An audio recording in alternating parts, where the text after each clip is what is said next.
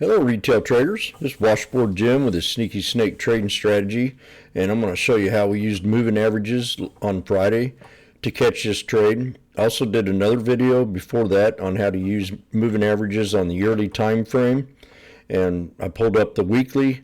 I use them both when we're in a pullback, or even go to the monthly. Sometimes I even go to the yearly. So let's go ahead and pull this up, and I'll show you exactly how we spotted that support level, and I called it out. This is my moving averages right here. We have the 9 EMA in blue. We have the white, the 21 EMA.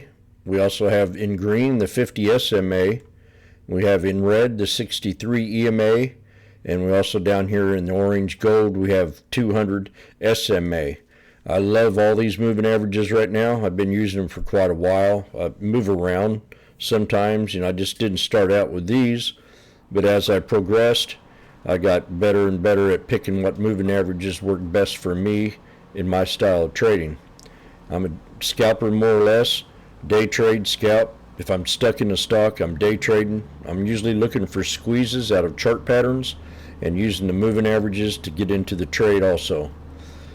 So Thursday we had a red doji up here, and I figured we were ready for a good pullback on that red doji. We had 4 good weeks of a run up after we had these 3 black crows, which I called it in the room, or I did a video on it also about where we're going to hit the 9, and then we hit the 21. So Friday we had a whole month that went on a total run after that, and we broke resistance right here. So Thursday came, we had a red doji, and I figured we were ready for a good pullback. And the way they've been fleshing out lately, it was a real good pullback. And it ran right into the 9 EMA. So pull up that weekly. If you're in doubt, give Washboardjim a shout. You could pull that thing back and look at them moving averages and have some kind of anchoring or an idea where you think we might pull back to. And they're going to pull up Friday. We're going to go ahead and draw the price line off that where I thought we were. Well, we'll just go ahead and look at it. You can see where we pulled back to on that 9. And I'm going to go ahead and draw this price line in there. This went all last week. That's right to the penny almost. Could have been a little bit lower. So we're going to pull up the daily, and you can see that we landed right on that 9 EMA on the weekly time frame. Now if you pull up the yearly, we're going to do that right now. Yearly daily, we almost come back and hit that 50, but we did the body of that candle where it started getting congestion, pulled right to the 21, and then we had the 9 EMA for resistance once we broke down and dropped on that trade.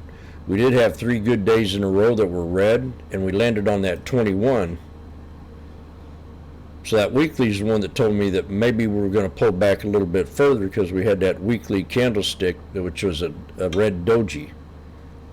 So we pull up the daily 1 minute, and we started pulling back. First of the day, we had a nice little breakout. We pulled back and hit the 200, and then I started jumping in the trade once we tried to break out of this here snake. I'm going to go ahead and draw that in here.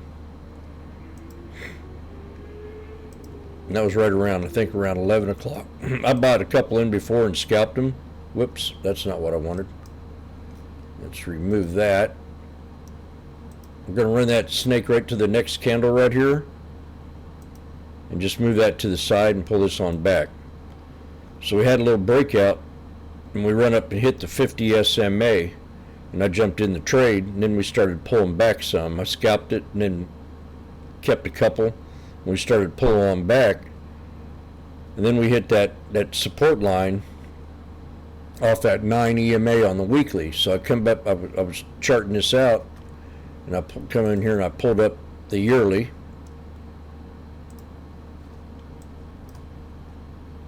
And I said, wow, man, we're about to hit that 50. Then I pulled up the weekly, and then I said, oh boy, this is it. I mean, this is a weekly time frame, and we came back and hit that 9 EMA. As long as we're above that 9, we're still bullish in the trade.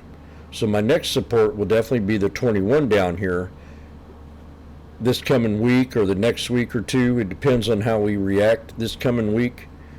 We had a real big flush on Friday, and there's a lot of good bargains out there. So I tell everybody, keep a good watch list. Keep a real good watch list of stocks you really like. And when you're down, like Dell,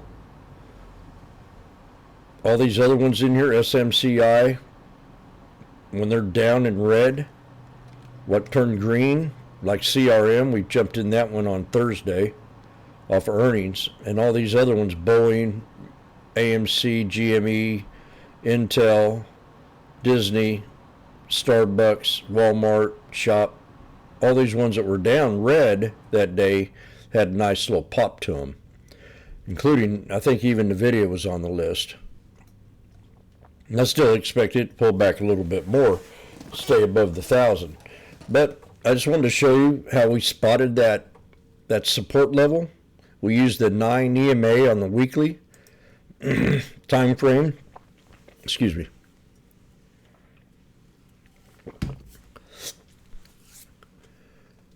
And that's about it. We went ahead and took the calls. I was up real nicely on all these. And then we had a little head and shoulders. We created a little pattern right here. And then for sure I knew we were getting ready to have a breakout. We run up the 9, crossed the 21, then the 9 and the 21 crossed the 50 and the 63. And then we run up and hit the 200, and I got out sold some of my contracts right there. And she just kept running on up. It was one heck of a day. And then I was out of the contracts by the time we got into this big run at the end of the day. I mean, that was just immaculate. Now, if you pull the 5-minute time frame up,